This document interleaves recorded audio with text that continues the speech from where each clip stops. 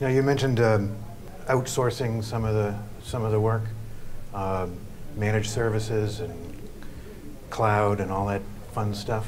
What are your experiences there? How do you engage those folks, keep control when you're sort of allowing someone else to handle the family jewels? Well, we actually have taken back from outsourcing. We just brought on our IT manager. We had substantial infrastructure upgrades that needed to take place, and so it made more sense for us to bring it back in-house, where they could handle numerous infrastructure projects at the time. We still outsource things like our server management. I think it really depends on what your bandwidth is and if you have the expertise in-house to do it or the time. Robert, Matt, any comments on? Yeah, I mean, we use a variety of what I like to call on-premise technology that, I manage and host, and then cloud-based technology. And cloud is, just one of those marketing words. Cloud is nothing more than what you're doing right now internally. You got your server in-house, right, and it's all your employees can connect to it. It's one central place, and cloud technology is essentially the same thing. It's a server up there that's on the internet that you connect to. And so we're using them, a variety of them. Mass 360 that I spoke of a little bit ago was a cloud-based technology. And typically at this point what I'm doing is I'm trying to keep our critical things in-house with a failover type technology, failover to the cloud for disaster recovery purposes. And then those technologies that are not so critical, that would be what I would consider be a nuisance to me to manage on premises, I'm putting out in the cloud. I think some of those that stand out to me that most of y'all probably have already done is things like email, get that out in the cloud, makes things a whole lot easier as far as connecting to all your devices. Bandwidth is another big concern when it comes to email. And then document sharing as well. I mean, you need these documents on everything. You will need access to them on your phone, you need access on your iPad, you're at home, you need to have access to it. So, and that's actually a much easier migration than email, is putting your corporate documents up in the cloud. And you can always have those things syncing back on site as well, so you always have it there in your data center if you need it, but it's always accessible. So, to me, I just kind of look at it from a standpoint of what makes sense and do I want, and whether I want to put my time and effort into. Do I need to set up a server and manage this myself and have my guys manage it, or is this something that I don't want to deal with and I'll just put it up in the cloud? Yeah. Start by looking internally at your own resources and if you have the capability, and then you ask yourself if you should. How much flexibility are you going to need? How much control do you need over it? And part of it is what kind of relationship are you going to need to have with the person you're outsourcing from if you decide to outsource? Is it going to be a close one, or is it just something you can do and then it pretty much takes care of itself for years to come, which sometimes happens. It's good to look at who's outsourcing it and if there's many options and how well established they are, because that's it. If they pretty much have it down pat, the smart choice might just be to let them do what they're good at whenever it's not your specialty. And I think it's also important to consider your budget. A lot of times, especially in our industry, we don't have the budget we would like to implement a certain technology. So a hosted solution or software as a service may be an option for us. Rather than purchasing our own services or our own servers, we might go to Amazon. That's definitely an option. Another nice thing about a managed service provider, assuming you vet their skill set and response time and whether they're reactive or proactive, is that it's a big brain pool. And you also don't have to worry about, like we've unfortunately, had to long-time illnesses or unfortunate deaths. That can really set a company back as far as any projects you're working on. And with a managed service provider, you really don't have to worry about that as much. So it has its benefits, but I also love the fact that I can run to the office and talk to somebody direct if I'm having a problem, which is something you oftentimes don't get with a managed service provider. So you have to consider their availability, again, response time, skill set, but if you don't have the budget to have somebody in-house or to buy that equipment, I think it's a definite option to use a managed service provider to host your solution. You know, Robert, you were talking earlier about resources made available, documents and so forth. What are you folks doing making ourselves available?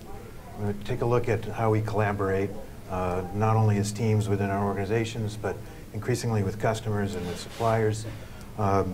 What kind of tools and technologies and lessons can you, share with us about effective collaboration? And then that'll kind of probably morph into a conversation about social media tools. Mm-hmm. Any thoughts? Well, we implemented SharePoint years ago, and even to today, I'm not happy with the way it's being utilized. There's people that grasp that kind of collaboration technology, but with that to the side, the most recent thing we've implemented is voice over IP.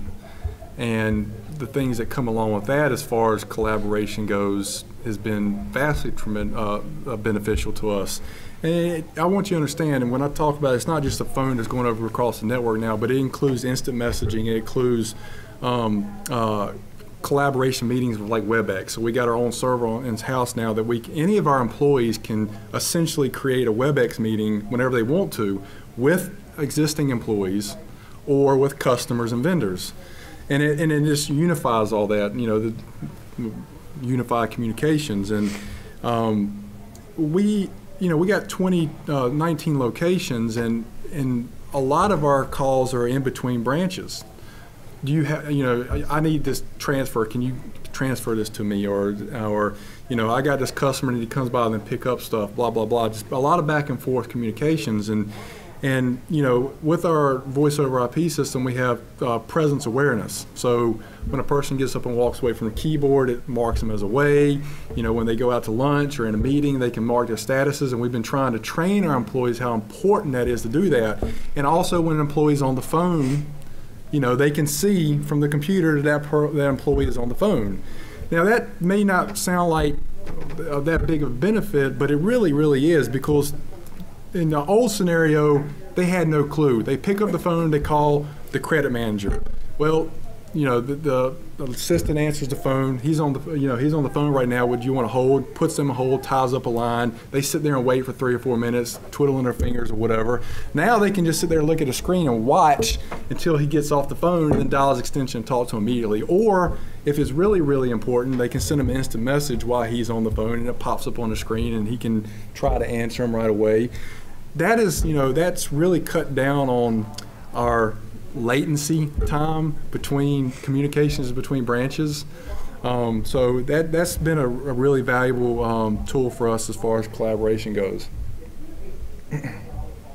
Matt, what's Height doing that? We use SharePoint also internally, so document sharing, and our quotations and project management teams probably use it the best out of anyone, tracking our jobs and keeping everything in one central location just so it's all extremely organized and detailed. I don't think we're using it to its fullest capability, SharePoint. I mean, I don't know how many companies are, but as far as internal sites, I've seen it head in more of a social direction lately. Some of the newer ones like Yammer basically are a social network just for internally. So you could still do all the document sharing, you could still set up calendars that everyone can see, but everybody also gets a profile picture and a profile, and they want you to talk about more than just business there. So it's going to be a change of culture. We're not using anything like that right now. I think a lot of companies are scared of it because do you want your employees talking about the football game on your internal social network? Maybe, you might, but it is different. And we're also using GoToMeeting, which is good because 22 locations and you have to stay in touch and have personal conversations with them. And a new software I saw, similar, still going more social, was, I forget the name of it now, but it was like GoToMeeting, but everybody gets a profile picture, everybody gets a profile. And when the meeting's done, whoever was running the meeting gets a report afterwards, and it says, this person talked this much, this person had you on mute the whole time, there's this much dead time, so you get a lot of big data back, which I think is something else that's trending right now. The more data you can get from anything, the better. And I'm a big data hog, so the more I can get, the better, even if sometimes it's on the creepy end of how often did you talk to me that day. But the good part about it going social is you can set up people as experts in these intranets, and then when a new employee has a question about something and they're maybe not sure who to go to, then they could look on this internal social network and find the right person. And it does bring everyone closer, so there are benefits. One of the things that we've launched recently are bi-weekly webinars, and we use Adobe Connect. And it offers a chance for all of our branches to connect, and we actually move around to different branch locations and host it at different branches each time.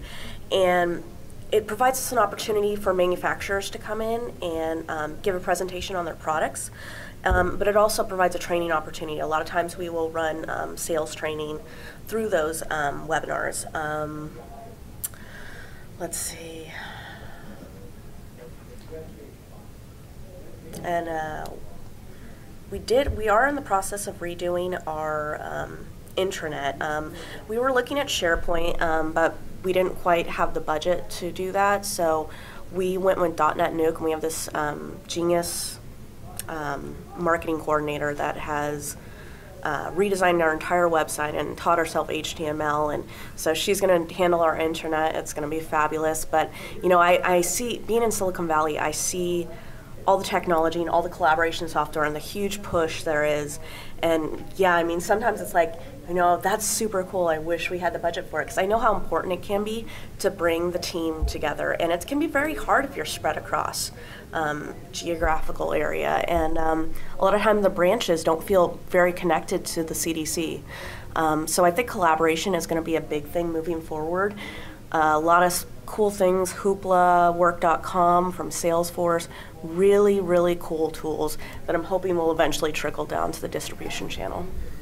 You know, I heard recently, and luckily it was not in a market that we participate in, that someone is using Twitter for RFQs.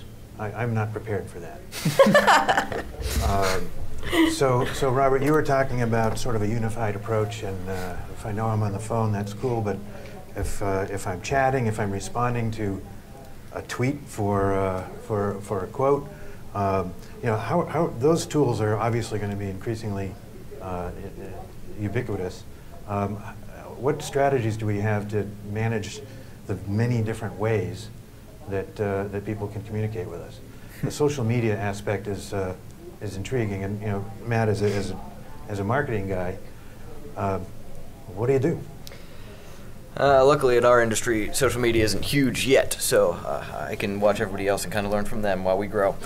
But it is hard. You have to write a very detailed plan of what employees are allowed to do and say on there, and how they're allowed to talk with customers, and if they are at all, or if there's designated people that are allowed to respond to customers online. But the biggest thing you can do is just pay attention. There are plenty, some free, some not so free, tools that you can monitor your name, monitor your competitor's name, monitor your products and manufacturers' names online. And there's a lot of great data you can get that way. You can listen to your customers like you never have been able to before. There's a forum I like to go to that's called Electricians Talk, and I'm not allowed to talk there because I'm a distributor. They just talk to each other all day. And if there's a new product out there and I want to get some feedback on it, I can go and usually find feedback on that product, and it's their honest opinion. Sometimes it's brutal, sometimes it's not. With social media now, you have to be careful, because you could put up a video of a new product manufacturer, and the customers might be in the description just completely bashing you. So you have to have a plan ready with what you're going to say back. And it's usually, you have to respond is usually the best tactic that I've seen, and you just have to be proactive. Tell them you're going to fix it, and then do something, and then show them that you did something. You can't just kind of let it float out there, or else it looks worse on you. But it is a dangerous world. You just have to be very careful and mindful of everything that you're doing and who's doing it.